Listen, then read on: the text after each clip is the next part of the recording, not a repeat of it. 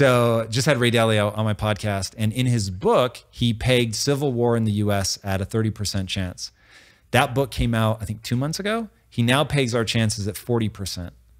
So we're moving in the wrong direction. Remember, this is the guy that spent inordinate amounts of money researching the movements of these societies. And he's just like, we as the American empire, we are in mid to late stage 5, and stage 6 is civil war and revolution. So I think we're probably, look, here's part of why I love Web3. I think Web3 is the only thing I can see on the horizon that gives us a shot of bringing back a thriving middle class, which is precisely what you need to do to avoid a bloody civil war or revolution. So that's part of the reason that I'm so gung-ho about it. I try not to be delusional, but it gives me reason for optimism. But I think we are headed in the wrong direction. I think that we are getting more and more divisive. And I think every single person has to say to themselves, I have to race to the middle. And right now, people are racing to the extremes and they want to dehumanize the other side.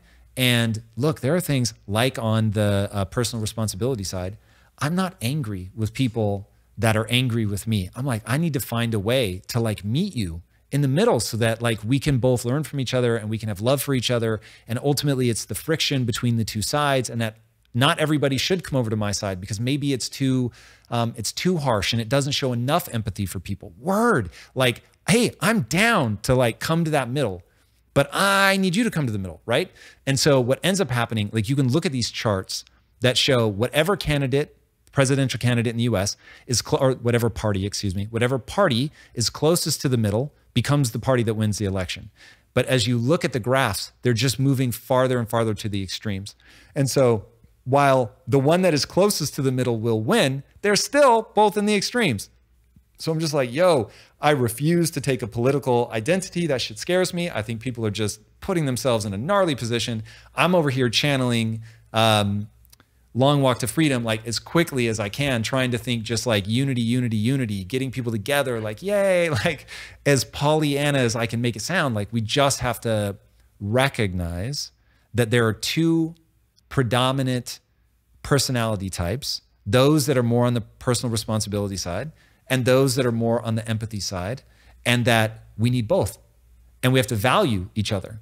And I remember, so I've been in business relationships in the past, not to dox anybody, but where I had partners that they just would butt heads and make fun of each other all the time. And just like the other person's a dumbass. And I was like, what are you talking about? Like, you're both extraordinary. And so I kept trying to get them to see it is the friction between you that makes this magical. And so stop trying to convince the other person. Try to meet in the middle with respect. Try to understand where the other person's coming from, value their opinion. So my wife and I we're alike in a lot of ways, but in sort of a fundamental disposition, we're very different.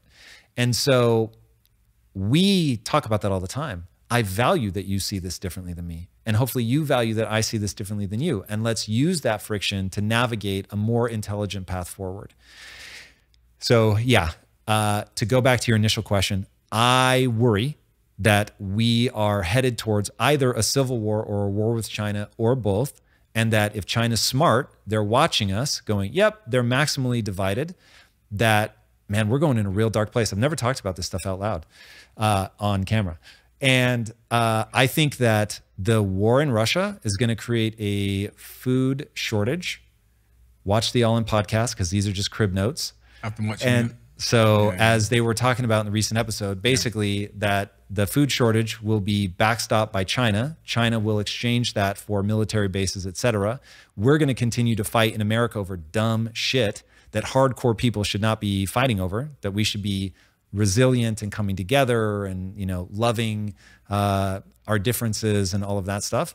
And we won't be, so we'll be pulling in opposite directions. China will be getting stronger in the world stage.